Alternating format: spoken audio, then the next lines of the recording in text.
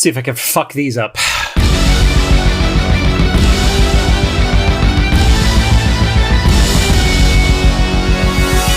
Welcome to X-Men Evolution, episode 26 of Cyclops is Waiting for Me, an animated... Fuck! Yep. Let's start to the year. I'm JC, and apparently I forgot how to be a podcaster. I also hopefully have edited that video at this point, but it goes live. Legos thing?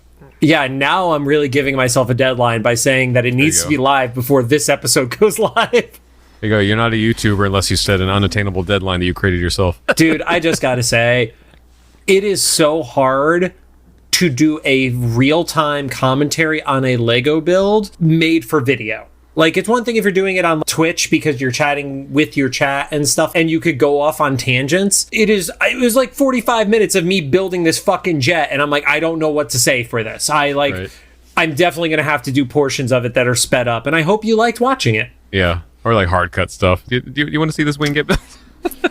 And done. I'm Rod. I'm excited about this episode because John doesn't know what's coming. Oh, you probably have an idea of why, but man, for the first time, I might have a bulk of information instead of asking a bunch of dumb questions.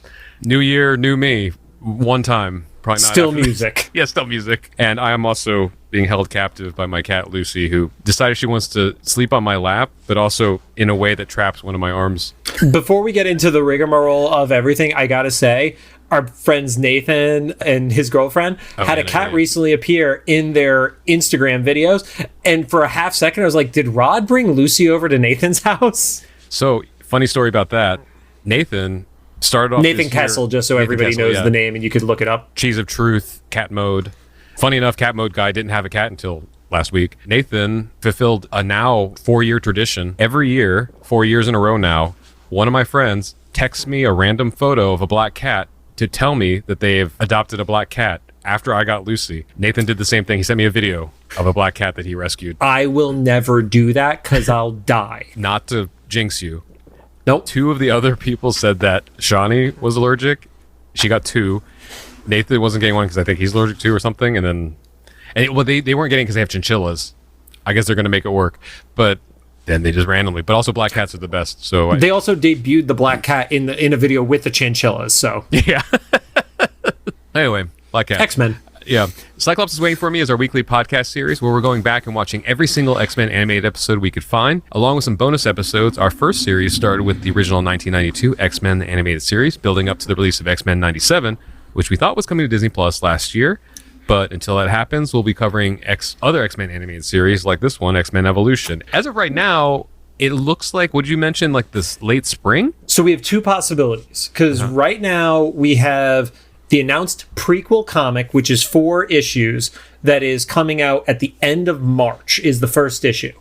What I don't know is if that is going to be a monthly or if it's going to be a weekly. Because if it's a weekly, that can mean we could get this as soon as the end of April. If it's a monthly, 4 months out from March, sets it up to release during July, which if they release this thing during Comic-Con, I'm going to lose my goddamn mind because we're going to have to figure out how I can record from my hotel room in San Diego so we don't miss the first episode going live the day after Comic-Con ends. What if they drop all of them? They pull an Echo and they're like, here they all are. I will literally lose my shit. That would be kind of dumb too. During Comic-Con would be fucked. Which, but also, don't get me wrong, they love dropping movies during Comic-Con, but that would be fucked. But you would also like lose interest if you dropped like a series at once, right? Echo's one thing because there's like a 5 episode and it's a special thing, right? It's a spotlight. Right. I've noticed that too. There was not the traditional Marvel animation at the beginning of it. It's literally the spotlight. I haven't seen it yet, but I saw some posts about like how special presentation is like the Christmas special and then the Werewolf by Night thing. Yep. And so spotlight might be like, oh, if there's a character that had a lot of interest in one of these other shows, like let's get into their story a little bit more or something. I'm assuming we're figuring this out in real time. But we mentioned What If in the last episode. I don't know what you thought. I know you didn't love the show, but as far as the rollout, I actually like the rollout of What If being like once a day over a holiday. I was okay with it being once a day over a holiday. The challenge I ran into is there were a few episodes which I just candidly did not think were very good. Every episode that had Happy Hogan in it, I started to hate. I liked them, but I didn't like. I had fun with everything. I got what I expected. Not my favorite thing. I'm probably not going to rewatch a lot of it. But what I liked about it was like over the holidays, it was like some small thing to look forward to. You know, like I wake up the next morning and if I could see it in my left eye, I'd be like, oh, let me watch something Marvel today that's bite-sized, 30 minutes or something, 20 or 30 minutes. And also doesn't have a whole lot of impact on the greater story, so I can passively watch it. Right. I didn't dig the Nebula Noir episode. Right.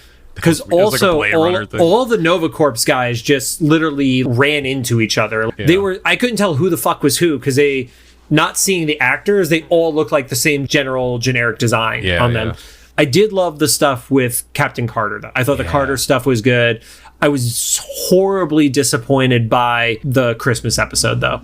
The Christmas episode doing the Happy Hogan mutates thing was just, it felt fucking corny. Like it, I could get away with the corniness of what's her name, Darcy. Oh yeah. I could forgive that stuff, and then the heavy-handed jokes referencing Die Hard. I was even cool with that. But him turning into a random purple Hulk that just sucked. I'm sorry. The Freak or whatever.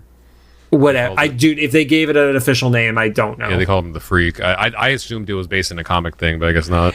If it is, I would hate that comic. My favorite episode is the Cohorty episode. For similar reasons that Shang-Chi was so good, it's just completely in its own corner. Yeah, it could stand by itself. And I guess minor spoiler, you can skip ahead 10 seconds if you don't want to hear this. Except for the connection with Captain Carter in the finale, not really connected with anything else. It's just its own story. And I love that they kept it in the original language. It also had a little bit of that I don't even want to call it supernatural because that's not the right phrasing for it, but the mythological feel. This is the kind of story that would happen and be passed down throughout history that people would be like, oh, that has to just be a myth. It's like when you look at the Greek gods and the Norse gods and stuff like that. This was like, oh, yeah, over time, people believe that less and less if the powers aren't present in the world. Yeah. So, yeah, people would be like, oh, no, that wasn't what actually happened. But it's like cool that it was. What an interesting concept of what if the Americas were never colonized? That's why I hope that they keep I want to see this specific multiverse, what that implies. We would probably not know each other. Right. Well, I mean, in the show, if she becomes the first hero because she gets powered by the space, or she's not the first one because obviously there's a whole tribe. If they never get colonized and then these are the heroes, that's a completely, there's no anybody else that we know. Maybe Thor and Loki and stuff, like the off-planet people. But right. Yeah, the only stuff that would still continue going would be the off-planet stuff because Earth was a blip on their radar until recently. Oh, and the second, I actually really liked the Hela Found the Ten Rings episode because the title was a little deceptive. It was more like, what if she fell in love with Wenwu? Yeah, what if Hela wasn't a shitty god? Yeah, or I was talking to a friend, I was like, I kind of lovingly call it old white woman brings her problems to Asia. But they did drop a little bit of a hint of a clue of like more context of the Ten Rings. It's something that Odin's afraid of, which is interesting. He was afraid, he said it was a god, or his potential to be a god killer. Right. That kind of makes me excited as a Shang-Chi and the Ten Rings fan, and we don't know anything about the rings. Interesting. That's almost on par with Gore's sword. Right. Anyway, some quick X-Men. Reminders. We're a recap show about X-Men, which this series came out over 20 years ago. There are going to be spoilers, and if you don't want it spoiled for you, pause the podcast, watch the episode, come back. We are currently not sponsored or affiliated with Marvel Animation, Disney Plus, or Rod's going to be a prick, so I'm going to say Hulu as well in any way. And don't forget to follow us on social media at Cyclops CIWFM Pod on Instagram, TikTok, Threads, X, I guess, and Facebook.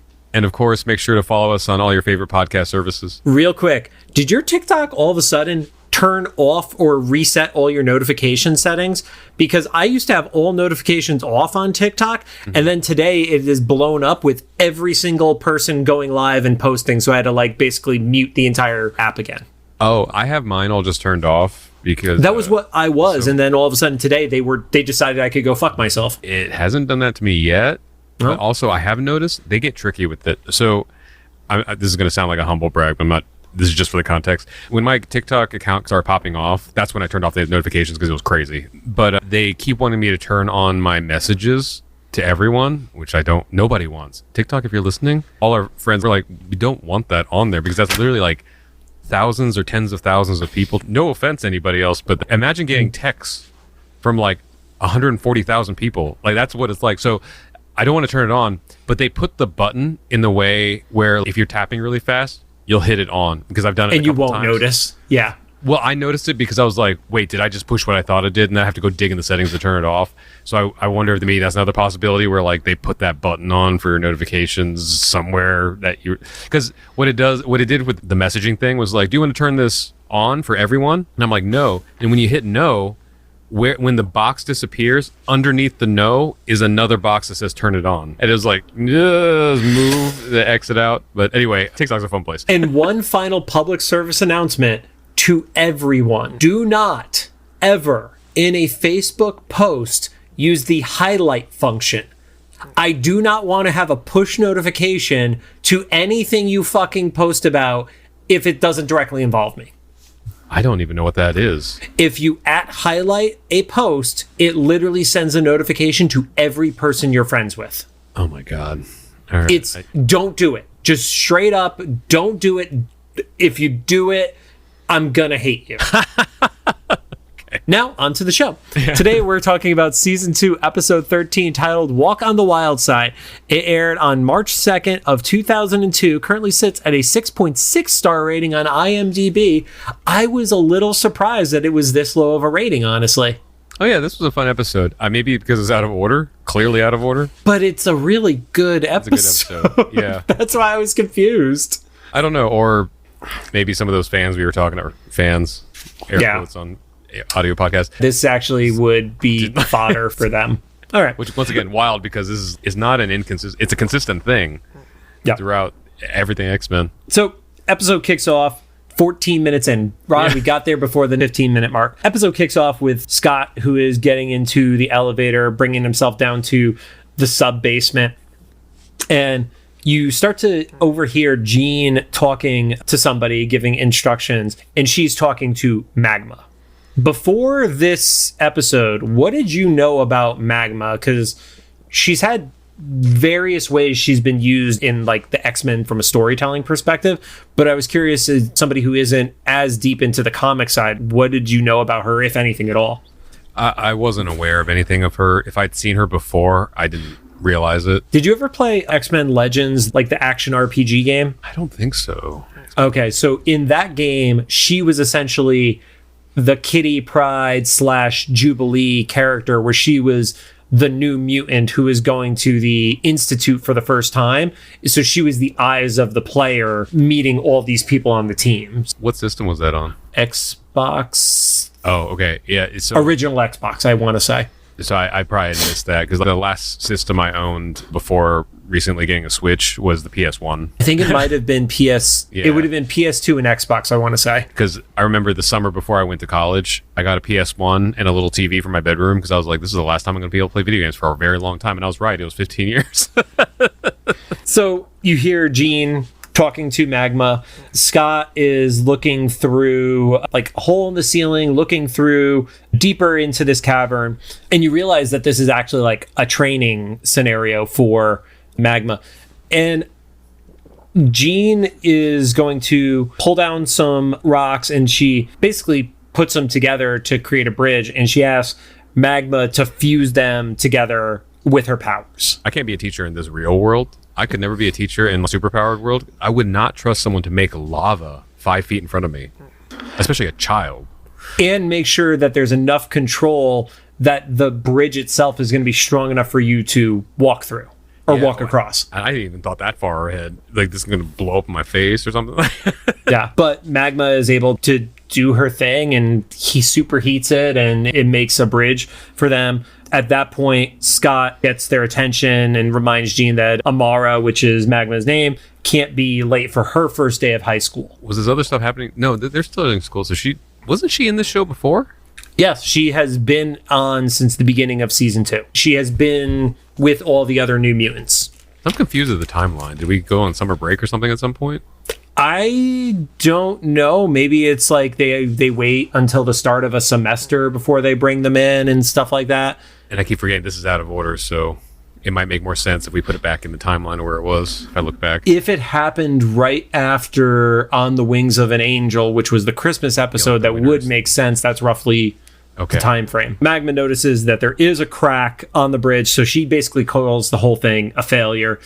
Jean is trying to keep positive, use it as a learning experience, but at that point, one of the boulders from above breaks free, starts to head towards them. Magma misses, and then it cuts to the open. They've been doing a lot of the like close call stuff in the opens for some of these recent episodes. Yeah. But they did so much back in the day that they could just stop trusting it. You're like, oh, they'll be fine. We're only like 2 minutes into the episode. They're not gonna Yeah. And they were also, the last episode we recorded and this one were like really fast cold opens. They were like less than 90 seconds, I want to say. Oh, that's right. Yeah. Whereas we've had a few that were like very long extended cold opens. This one was on the quicker side. It was almost like they wrote the episode and like the cold opens were so successful. The studio was like, you have to have a cold open for everything. So they just like make it up. When I was at WWE, a cold open was the standard by the time that I had gotten there. We had to get a level of approval if we ever wanted to start the show with just the animated intro with music and stuff. Gotcha. So coming back from that, Jean is able to grab the boulder with her telekinesis, and then Scott shoots through it, which we're going to get into what Scott doing that actually meant to the characters and such. Yeah. But it also seems like an awful idea that when something is hurtling down towards people, you shoot it from above with your force blast, which would make it shoot at them even harder and faster. Back to was the Forge episode. We're like, why do guys just want to blow stuff up? Yep. And Scott is one of those guys who wants to blow shit up. Yeah. They start to head back to the elevators. Jean is pissed. Scott sucks, and he gives the kind of like, there for the damsels in distress moment. And Jean understandably storms off. And it was like, oh yeah, Scott doesn't know how to read cues. So he actually thinks he did a good thing here. The look on Jean and Amaro, like they're grossed out. As they get into the elevator, that's actually where Scott realizes that he even had a fuck up. It's not until they're actually in the elevator that he starts to piece things together that, oh, maybe I didn't do this right. They get out of the elevator on the main floor with the dorms and such, and he's still clueless. And Jean calls him out. She's like, basically, you're just being a guy. Like, you couldn't have just let us take care of it. So she storms into her room, closes the door, and then Magma storms into her room and slams the door too. Jump over to the Brotherhood house, which has fallen into even more disrepair than the last time we saw it. And Boom Boom has no respect for anybody's privacy. Yeah, she blows into the bathroom, like literally. Yeah, knocks the doorknob off as Toad is taking his monthly shower. I like how he points that out. He's like, I only take a shower once a month. I can't get any privacy. He's got a point. Of all the people she should want to be using to take the shower, it's him. But she's busting in there to get mouthwash, and then she proceeds to make a drop the soap joke. Yeah, right. By dropping one of her little explosive boom balls, whatever the fuck they're called, into the tub. And as she walks out, it blows up and just decimates the tub. I don't think Toad is not going to get hurt from that. But also now they don't have a tub. Yeah. And then later there's a sound that implies that the toilet blows up too. So I'm like, you just not have a bathroom? No, just utterly decimating the one bathroom in the house apparently that has mouthwash in it. Yeah. As she's walking down the stairs, she sees Blob and decides to tell Blob that Mohawks were so last century, which, reminder, this was aired in 2002. And that was also a phrase that Kitty used. I think Kitty said last millennia for a song in a previous episode too. So there's only a few years where those jokes work, and they were utilizing the heck out of them right here. Yeah, and then also my note here was like, oh, and this is what you mentioned about his head being shaved in the previous episodes for the Sadie Hawkins dance. Right. So she then decides to just steal Lance's car, jump over Kitty, who, this is the horniest episode of the show. Yeah. Can we agree on that? Everybody here is horny at some point in the episode. Kitty is showing Magma to her first class, and then is, oh yeah, don't forget, if you sit near the window, you could check out the track team. Because Boom Boom makes the same joke later. Yeah. Boom Boom comes in, sits next to Magma.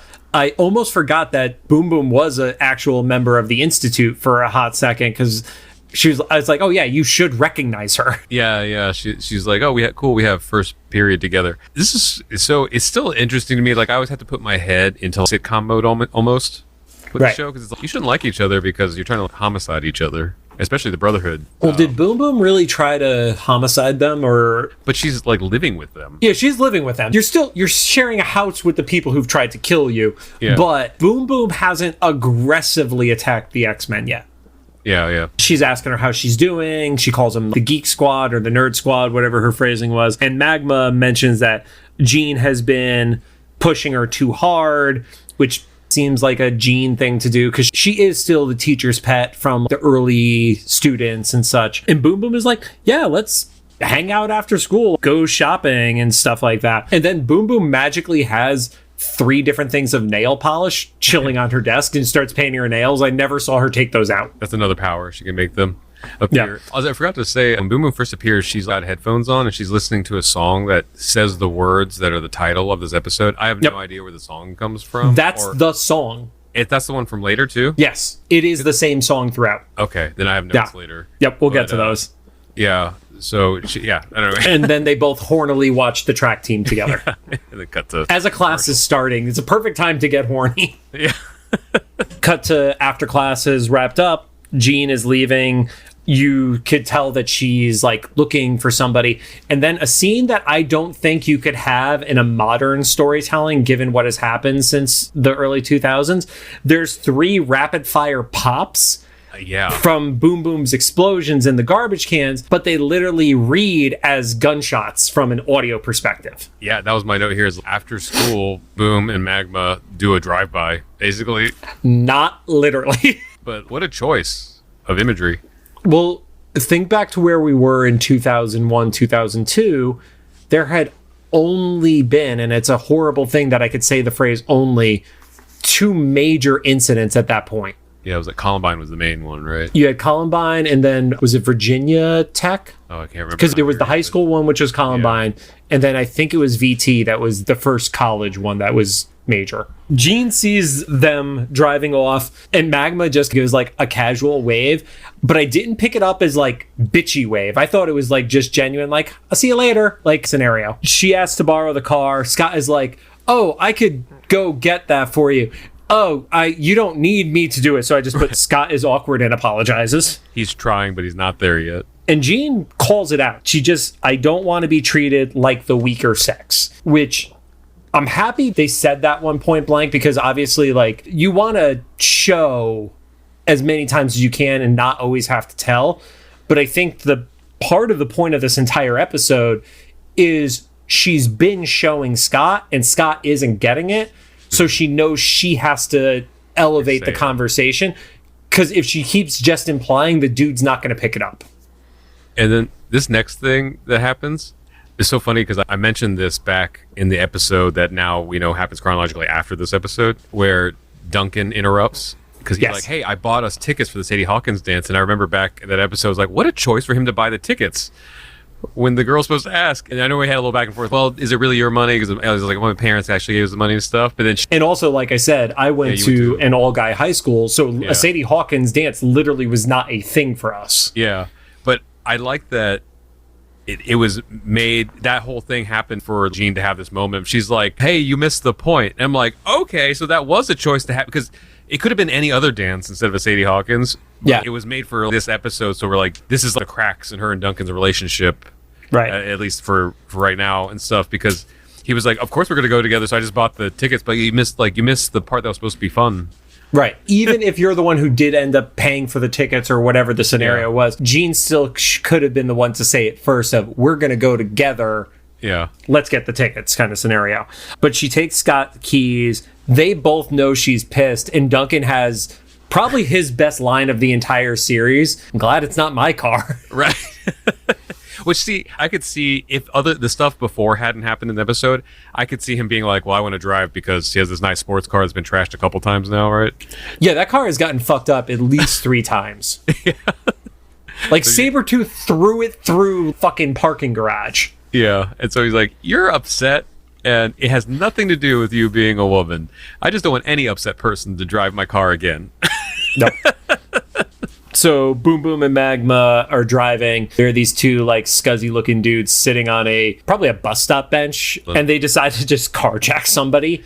And then the carjacker blows a kiss to Boom Boom. It's a 90s, I know it's 2000s, but like 90s-ish kind of thing where it's, yeah, it's cool, I guess, for him. I mean, to hit on an underage girl. Oh yeah, I forgot about that part. Yeah, that makes it worse. Worse. Wait. Yeah. They just want to make it point blank clear. There is no nuance, deeper good in this person. Yep.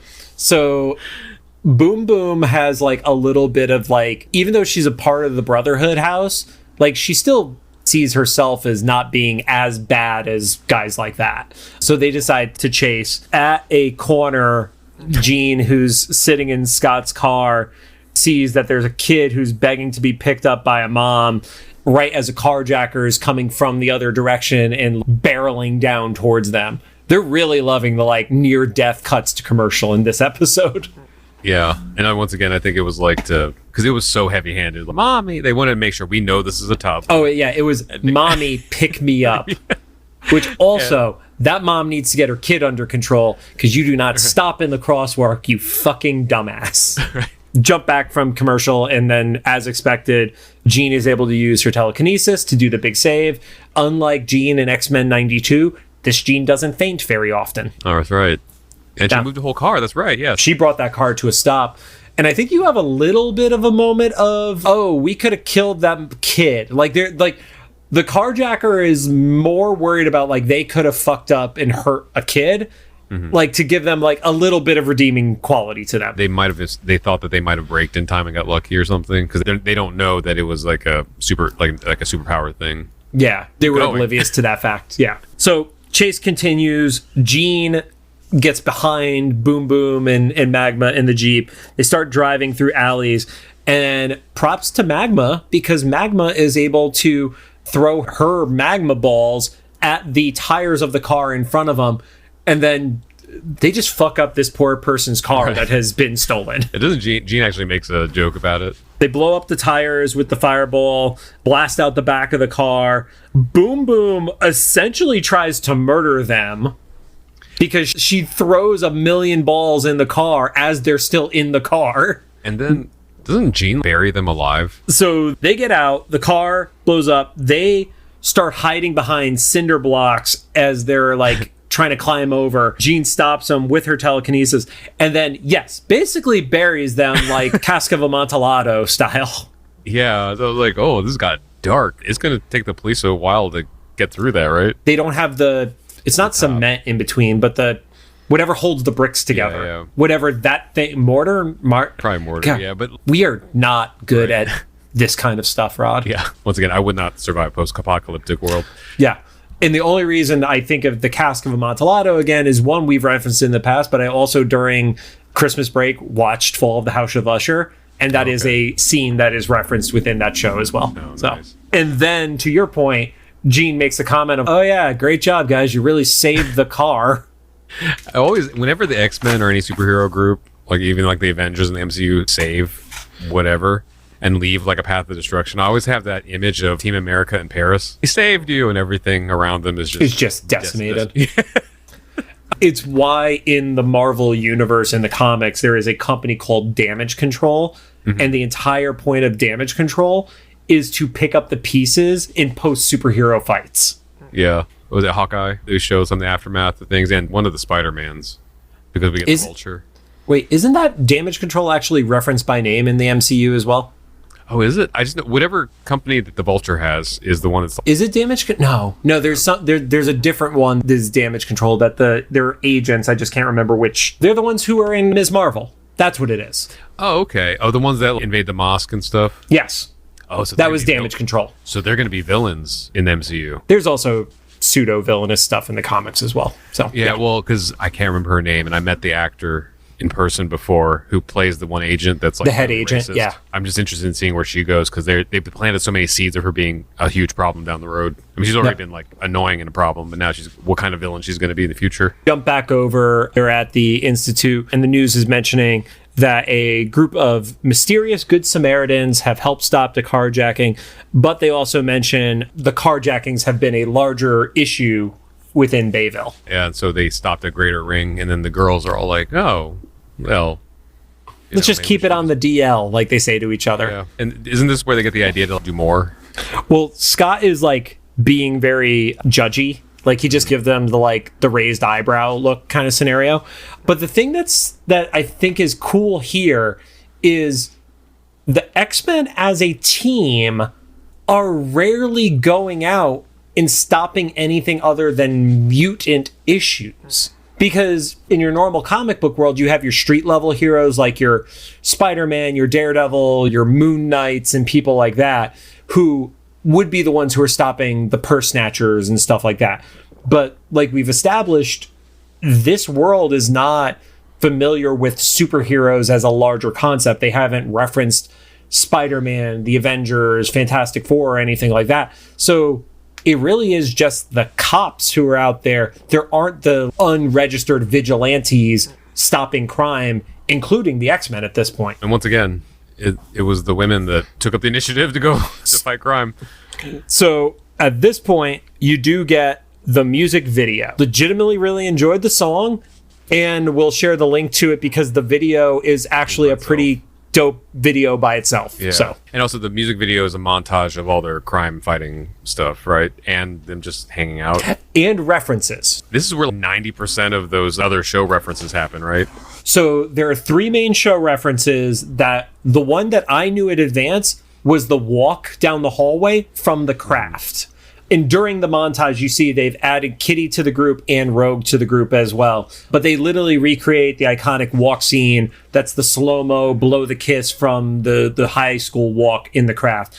You also, and I give credit to fandom.com because they were the ones who posted this that we found, and we will reshare it on Facebook and Instagram if we could find the Instagram link for it, of course. It was from Empire Records, where they're dancing in a circle, like holding hands around one of the other people. I've never seen Empire Records, but looking at the reference image, 100% that was taken from that. And that was so detailed too, it had to have been a reference to something, even if you didn't know the reference. Exactly.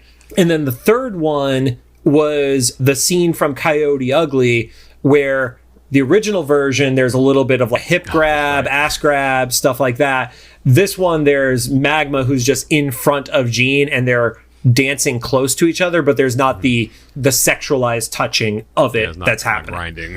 Right.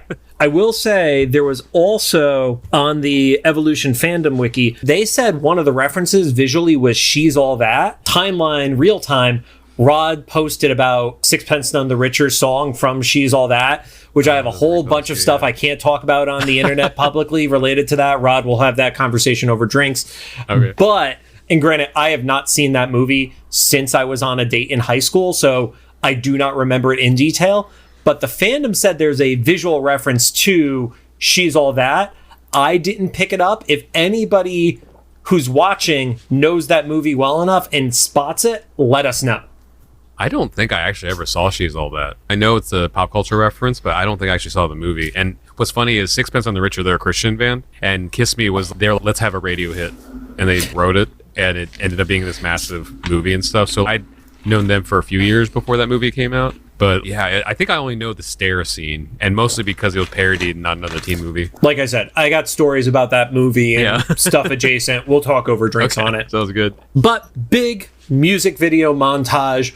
You see them starting to pick out their outfits for what this group is going to become. You see them actually going out and fighting crime, taking care of purse snatchers, carjackers, things of that nature. Let's talk about the song, Rod. Yeah, so you messaged me a day or two ago that there's a full music video in here, and you weren't kidding, because like my note here was like Cyclops fell of his chair eavesdropping, and now there's a music video for some reason. And you weren't, I mean, it was a full-on song. It wasn't like the Dazzler in the previous episode, in the 92, where it's like you could tell it's a full song, and they used a snip of it. It's 2 minutes of song. Yeah, I'm listening to this, and where do I start? I'm trying to figure out like what's the smallest, because you keep thinking it's going to end and it keeps going. I found reference that it has 3 different names to this song. Oh, okay. So that you might know some of the stuff that I'm going to talk about. So go for it. It's a starting point for you. I went to look because I looked up before that William Anderson was the music guy for this show, but I looked at the IMDb just in case. And lo and behold, there's a new music guy on just this episode, Giovanni Moscardino.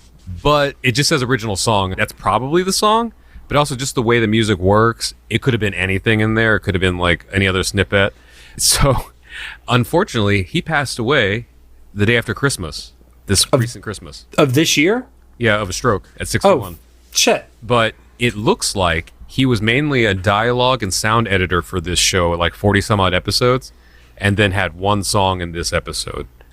I did see in one of the fandom wikis that they credited him with this song, but you kind of take that with a grain of salt. Right. Saw in, I forget if it was his obituary or some other link that came off of one of the things from his obituary about the music company, his publishing company where he owned, that he does his music through, and saw that he was ASCAP for his performing rights. I'm with ASCAP, so I looked up in their database his name. Yep. He has one song on there registered called Superhuman or something, and then he has another song on there that just says X-Men Evolution Cues. It was like, that could literally just be anything. Yep. But then I actually listened to the song because I paused it when the music video started. It was like, I gotta look this up. I listened to the song. So first thing that caught my attention was I guess the hook. There's a part of it that is like clearly like an interpolation. Like they were inspired by Express Yourself by Madonna. I don't know if it was on purpose or not, but it was there. Totally hear that as well. And if you were wondering, I put a note here. If you're on the official music video for Express Yourself by Madonna, at 107, that melody is very similar to what's in this song on Evolution. Then I was like, the guitar part that happens at the beginning, it happens a lot through the track at the beginning, but then after the chorus, I was like, I know this song. I thought it's another 90s song. And I looked up Sugar Ray and stuff, and I was like, oh, they inspired by something else. And then I was like, well, he did production music. So then I write production music. I don't know if I've mentioned this on the podcast before, but I'm currently in the middle of a large project for that. So I just went poking around. So I found out that Giovanni had like a pseudonym or like a production music project called like X-Ray Dog. I guess it's public information. It's under the BMG Production Music Library. So I went and looked into the BMG Music Library, a production music library, and just thumbed through his songs. Yep, Blue Wave. But it doesn't have all the lyrics in what is available on iTunes. Yeah, it doesn't have the top line, as we usually call it. Yeah, then I look. So I can send you the link too. It's in. You can purchase it to use. Let's share that on Instagram when this goes live. Yeah. What's wild though is you saw it on iTunes. It's on Spotify, but it was only posted on Spotify last summer. So either him or his production company, or BMG Music Production Group, whatever, had decided to post it last year. But just the track is not quite royalty free, but the thing is, like, if you pay for the license, then you're free to use it in whatever ways the agreement has on there. And once again, this is the kind of stuff I do. They did it in a way where they still receive credit. They probably don't get residuals or something. I don't know how everybody's contracts are different. But then when you look up in ASCAP for where that track was used, in addition to X-Men, it was also used in a trailer for a Shia LaBeouf movie back in the early 2000s called... Actually, I brought my laptop here because I had so many tabs open. I'm like, I'm not going to be able to take these notes. When I sent this to Rod, I was genuinely curious if this was going to be anything beyond the Dazzler song from X-Men 92, where it's, oh, this is legit, and then we can't find any info about it. Seeing Rod discover all this information is awesome. I genuinely love this conversation. One of the registrations for this song, alternate title, Battle of Shaker Heights movie trailer. It stars a young Shia LaBeouf. In the trailer, if you look up on YouTube, the Battle Shaker Heights 2003 trailer the archive is on a channel called The Trailerland. At 1:10, the song starts. It's the exact same track. Once again, it doesn't have the top line with the vocal on it. So this was something that Giovanni had written for a production music thing. He must have, I don't know what happened. Somebody who worked on the show might know. Was working as like an editor, and either it just came up over lunch, he was offered it, or he saw his way in because he was writing music, but he was doing like audio editing for the show instead of doing music because William was doing the music, and this opportunity just popped up. They probably had to turn this around pretty quickly, so they just lifted one of their songs, or maybe it was the reverse. Maybe they did it for this show. They had the track, and then stuff like this commercial or the production music library happened, and they needed to turn stuff around real quick, so they just stripped off the lyrics. We don't know what order it happened in. On the ASCAP registration, it doesn't even have X-Men on here. So there's a couple other things listed that may or may not be X-Men. Right. I don't know because, so it says it's listed on here, and this is all public, so I'm not doxing anybody. It's registered to a project called New Tricks 28. That could be a video game, that could be a commercial, that could be like it could have been a 5-second clip in a reality show. We don't know. Yeah. But that's all we know about it. I like how you say that's all we know about it. You have just given more information about this song than it has gotten in the last 20 years. But all that being said, if you're listening at home and you want this track to listen to it without the vocal on it, it's listed under X-Ray Dog, and the song's called Blue Wave, or the track is called Blue Wave. You can find it on most of the streaming services. But recently, right before last summer, you would have had to gone into this production music library, which you probably only would have known about if you worked in the film industry. Yeah, unfortunately, one of the reasons I found out that he had passed away was because I was like, oh, he works in production music. I'll bet we have mutuals. When I looked into Facebook, I saw his obituary. Right. And it had it for December 26, 2023. What weird timing. Rest in peace. He left a legacy that the only thing that sucks is I feel like this is one of those things where he could have been like a Ron Wasserman, where he could finally get his due, because it sounds like there's a fandom and following around this song, especially because I saw re-uploads on full YouTube. Re-uploads of just the music video on YouTube. And the fandom wiki had like, lyrics posted and credited him. Yeah. And I saw some Reddit threads talking about the song and stuff, but also the general fandom or public doesn't know the official title for this song. Right, because I saw 3 different titles. I saw Walk on the Wild Side, which was the same title as the episode. I saw Don't Mess With My Kind and Only a Girl were the 3 different names I saw pop up on various fandoms. Only a Girl would make sense because that's the most repeated part, but they also say the superhuman thing, so that's why I wonder if the ASCAP registration for superhuman was it. But now that I see that, okay, you know what, it's probably the X-Men cues, unless he has other uncredited stuff in there, because on IMDb he's only credited for writing music for the one original song for the X-Men Evolution, or one episode. So what a wild thing. And this was all literally a couple hours ago, because I was watching this episode like an hour before we started recording, and the song came up and I looked up all the stuff. I was like, wait, he was here in LA. He did production music. Yeah, it's in a library I have access to. I have the database of the information and stuff. Weird. Like I said, genuinely good song. Very, like, I know 2000s, but 90s. Now the remaining mystery is, who is that singer? Who knows? Maybe someone he just hired as a session person. Maybe someone close to him. There is another writer credited on the song, Vincent something. So maybe he's able to answer some stuff. But yeah, what a wild, like, generally we're not able to find anything about these. Even, and in 92 we know Ron, and he didn't know some stuff about some of the songs they pulled from the outside. But yeah, I don't know, it's so interesting to see how stuff gets reused. It also makes me feel a lot less pressured to, I don't know how to put this, I'm always like, oh, this thing's only going to be used for one thing, so I gotta make it a certain way. But now I see this one track has been like 4 things minimum, right, that I've just been able to find, and at least 2 of them are pretty prominent. A movie trailer for a Shia LaBeouf movie in like 2002 or 3, and X-Men. Not just X-Men, but one of the most visually iconic episodes of the series, because we talked about this as we were getting into Evolution. I knew 3 things going into Evolution. I knew Goth Rogue, I knew the Buffy dance, and I knew the Craft Walk. Those were the 3 things I knew about this show before we started, and this is in one of those 3 scenes. Right. Yeah. And it's the whole song. Yeah. It wasn't just like a passing reference or something. So I don't know. Condolences to Giovanni's family and his friends and stuff. And what wild timing. Yeah. Talking about this. Because if our schedule had shifted 1 week, we'd been talking about this like 1 week before Christmas or something. That's wild. Well, Rod, I can't wait to see how you turn the last 10, 15 minutes of conversation into one 90-second clip, so it fits on Instagram, so we could conclude by telling people, if you know anything about this outside of what we've already shared, please comment on it, because we love like this aspect of the show and discovering and resurfacing awesome stuff like this from history. So yeah, very cool. So anyway, that's all. That's probably the most information I've ever had for this entire podcast. In the most respectful way possible, yes. The only other thing about the music video aspect is at the very end, Risty poking her head out from behind a corner, looking pretty pissed about it. Oh yeah, my note here was, looks like Risty/Mystique is also enjoying the music video. But at the end, she doesn't look like she's happy about them being this crew. I guess we'll find out later exactly why, because it could be a number of reasons. It could be like, oh, she's evil, she wants crime to happen, or she's worried about Rogue constantly being in danger. Or there's a third thing that we're not aware of. Yeah, right. Yep. So at the conclusion of the video, the news is talking about the Bayville Sirens, which is like a name that the town itself has dubbed on them because they know it's an all-female group of vigilantes. The part that I had to look up was the word sirens in reference to comics is usually used to describe the Gotham City Sirens or the Gotham Sirens, which is the combination of Harley Quinn, Poison Ivy, and Catwoman, I believe, were the original trio of it, and then various other female characters from the Batman universe.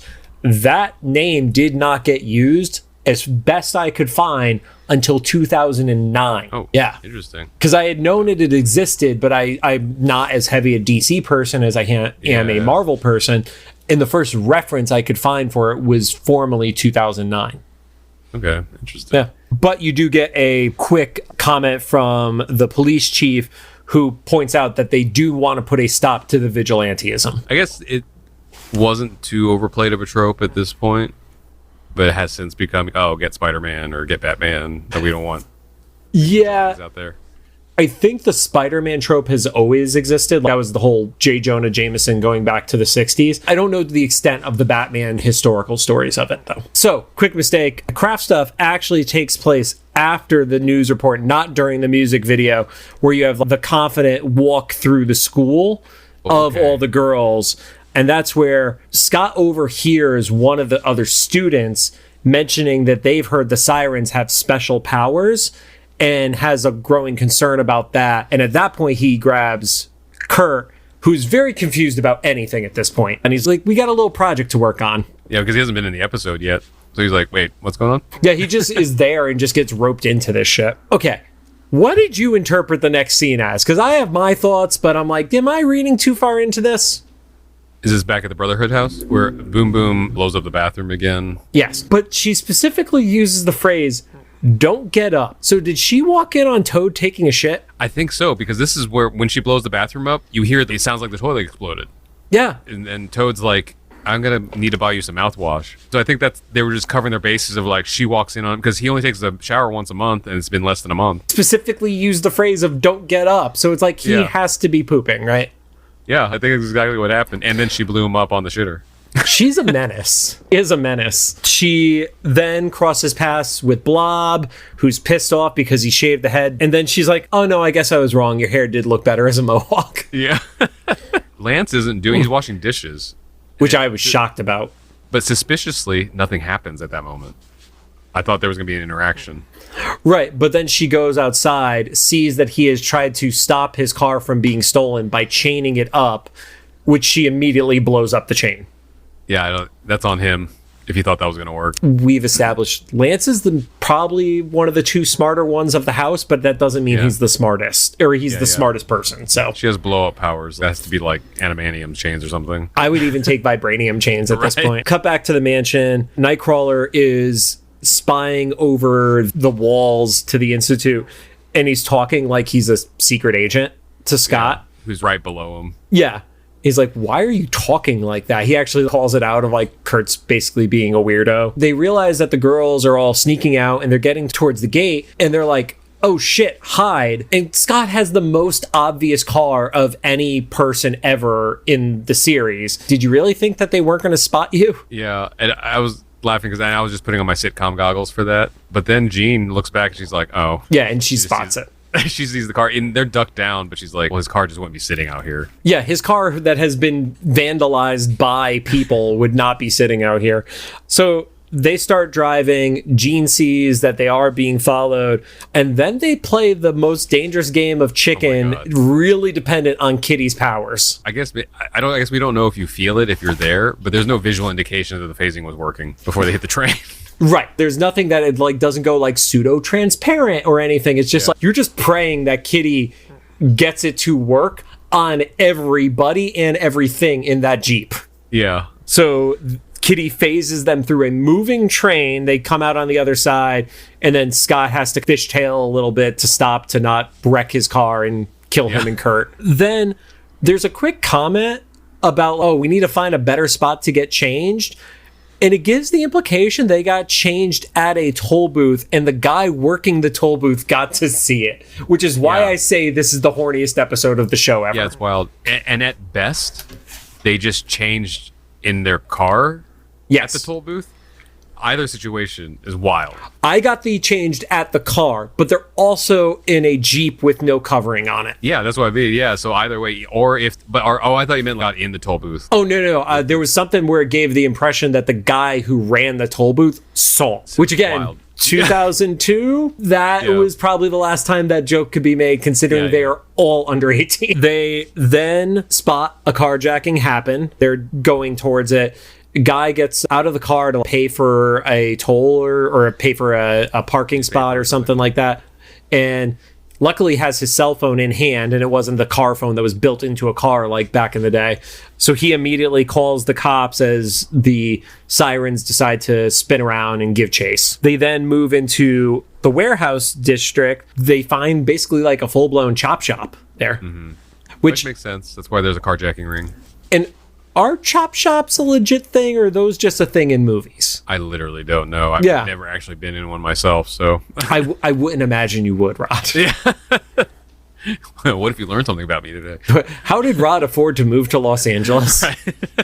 And then they realize that there's a trap that has been set, and the head criminal, I don't want to say mafia because there was an indication they were the Italians, but the head dude was drawn very detailed. Like, I thought he was going to be like a named character for a half second. There's a lot of these guys, like the doctor in the last episode and stuff, like these are all based off people they know. Or they just took the approach of every character, anybody who's speaking needs to have a defined look to them or something to that extent. But you realize that it's a trap, and they start fighting, and they openly use their powers during the entirety of this fight. To what we were alluding to in Retreat, to what happens later in the timeline on the Shadow Dance episode, they're now getting, I don't want to call it careless, but they are more casual about initiating powers in front of people. I guess they're literally like backed into a corner, so it's either that or die. Yeah, so they start using their powers. There's like oil that's like spreading across the floor. That was such a disappointing setup. I thought that was going to pay out to something way cooler. Like something way more violent. Yeah. Yeah. Or just at least, for lack of better words, explosive. Like, just like really amazing. I wrote down there's a very awkward Rogue moment that happens. Oh, is it where she touches the guy and then she's like, ugh. Yeah, that's what it was. Where she made skin contact, which we know she starts to absorb recent memories and stuff like that, and she just gets really grossed out. Yeah. Like, so I don't want to know more about what that interaction was. Boom Boom just loses her goddamn mind and is just willy-nilly blowing everything the fuck up. Has Scott and Kurt teleported in by this point? So that's the point where they are driving through the other side of the warehouse district. Oh, see. They think they lost them, and then all of a sudden they hear shit exploding a row of buildings over, essentially. Yeah. And then they see the combination of like mushroom cloud and beam in the sky. There's lots of fire, and then Nightcrawler teleports the two of them inside, and Scott has the moment where Nightcrawler is ready to go down and do the save the day scenario, but Cyclops is like, no, they're good, let's let them handle it. Hey, learn something. Then they do a really cool wrestling move from like a choreo perspective, where they launch Kitty at the head criminal, and then she grabs him with the head scissor like Hurricane Rana style and flips him into a trunk. That guy's dead. His neck snapped. Oh, the contact of his head, whatever angle it's at, he at best has brain damage. I imagine most of those guys are dead soon if they aren't already. Yeah. So he gets tossed into the trunk, and then you realize that the oil that was in the car has poured out and starts moving towards a fire. Scott does the little, we're not going to tell them this, and he actually does give a little bit of a save. Yeah. And that was actually the only part of the episode I didn't like, because I didn't want him to have like that moment of, I still saved the day. Yeah. I prevented them from murdering this man. And also it was like anticlimactic because wanted to see that guy blow up. Well, there was there was like at least 2 times, maybe 3 times they showed the oil like seeping over to the car and the fire and stuff. And so it was just so anticlimactic to be like, oh, it's going to blow up. Phew. Don't tell them about it. And then it just never happened. So the cops begin to arrive, and there's a female cop who comes inside and is basically like, I'm going to arrest all of you. And the girls are like, but we're the good guys or good girls, or they made some sort of comment to that. And, you know, there was like a girl power comment right before that. And Boom Boom is ready to throw down with the cop. And that's where it's like, oh, yeah, that's why she's the one who's still a part of the Brotherhood house and not at the Institute. Yeah, I was down to see that fight, but then Jean was like, we are not assaulting police officers. Like, yeah, she point blank says, we are not going to fight the police. And then the cop does what I think I would want to see a cop do in this scenario, regardless of the fact that we're going to find out that it's Mystique in 30 seconds. I liked having the cop be like, here's the one chance. I don't want to arrest you because you've been doing good, but you guys got to stop, and gives them the out. And they take it. The cop tells them the way to get out through the sub basement, which goes into tunnels and whatever. And then all the rest of the cops come in, they see that it's clear, and Mystique goes around to the other side of a car and transforms to give the reveal, which also seems like a really bad spy tactic to take down your camouflage when you're 5 feet away from all these cops. Right. But then this moment was one of the reasons I thought, like, maybe her, specifically in this episode, her concern was she didn't want Rogue to be in danger. And that's why she told the girls, like, just don't ever do this again. Yeah, I got that vibe out of it too. But it also could be to your point of like, yeah, she's evil, so she would rather get them to stop doing this kind of stuff, because when she's going to start committing certain crimes, she doesn't want them out on the streets ready to stop her as well. Yeah, so she has to like make the decision to fight Rogue or something. Yeah, because we really don't know where she stands with everything, because the last time we saw her was the arcade danger room episode where she stole the data files, but we don't know what she's doing with them, who she's working with, any of that kind of stuff. We get back to the Institute. Jean and Scott are both putting their hands into the cookie jar. Scott pulls his hand out and he grabs the last cookie that's in there. And then he decides to split it with Jean. And then he lets her have the moment where she thanks him for not coming in to save the day. And that's why I don't like that he actually shot the car out of the way, because he still did. And also, was the cookie supposed to be kind of their like, hey guys, gender equality is solved now? I got it more of like, this is our peace offering rather than equality. It gave the opportunity for him to not be like petulant about stuff. Yeah. We know the dude has a massive crush on her too. So yeah. My last note about this, because this is the end. Weirdest milk carton. I don't know why that was so off-putting to me. Either this was animated by someone who lives in an area that milk comes in containers much different than what I grew up in, or they've never seen a milk carton before or jug before. Because it was. Do you remember it? Like, no, I don't, but I'm going to have to look it up as soon as we're done. It was like box-like with like a handle that wasn't part of the jug. It was square. Like at first I thought maybe they're eating cookies, so it makes sense for them to have milk. But it was so weird looking. I thought it was maybe like a water pitcher or something. But he turns it around and says milk across the front. Future Rod has 2 assignments during this edit. One is the Instagram reel, and the other is a screenshot of the milk jug. Weird looking prop. Yeah, so they have like their little bit of a moment. Jean mentions that they took it a little bit too far with the girl power thing, which I don't think they did, honestly.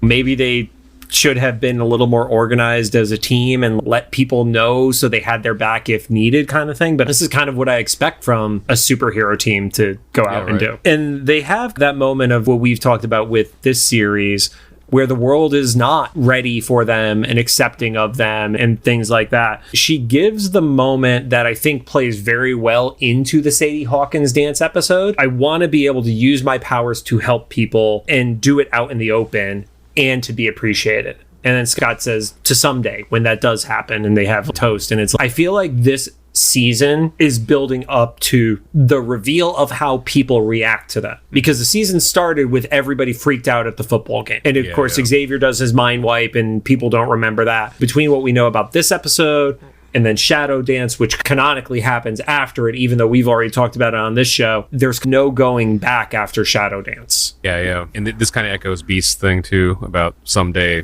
the Doctor will be able to know more about, or I guess he doesn't even know they're mutants, whatever Beast is. Special abilities and gifts, yeah. Mm-hmm. So aside from knowing about this episode visually, I also really liked, just because it felt like it was building to something bigger, even though it didn't have a big bad in it. Yeah, and we also got to see the team do stuff that wasn't reactionary. Yeah, they were actually being proactive and going out there and being heroes, really. And they worked together, and we got this random music video. Yeah. I do think, aside from our theory about like, people who are like worried about woke Disney ruining superheroes and shit like that, there's also the ratings drop when you don't have a crystal clear villain in an episode. I get that, yeah. Or when it's like the throwaway villain, the witch doctor from Storm's tribe and stuff like that. When it's not a Magneto or an Apocalypse or even the Brotherhood as your bad guys, I think there's a little bit of a ratings dip in terms of IMDb stuff. I'm mostly surprised at the ratings so low based on like how much of meme's not the right word, but like kind of pop culture. Yeah, like the iconography within it. Yeah. Yeah, most people know images from this episode. Rod, final thoughts? No, I had all the information earlier about the song. That was all I knew.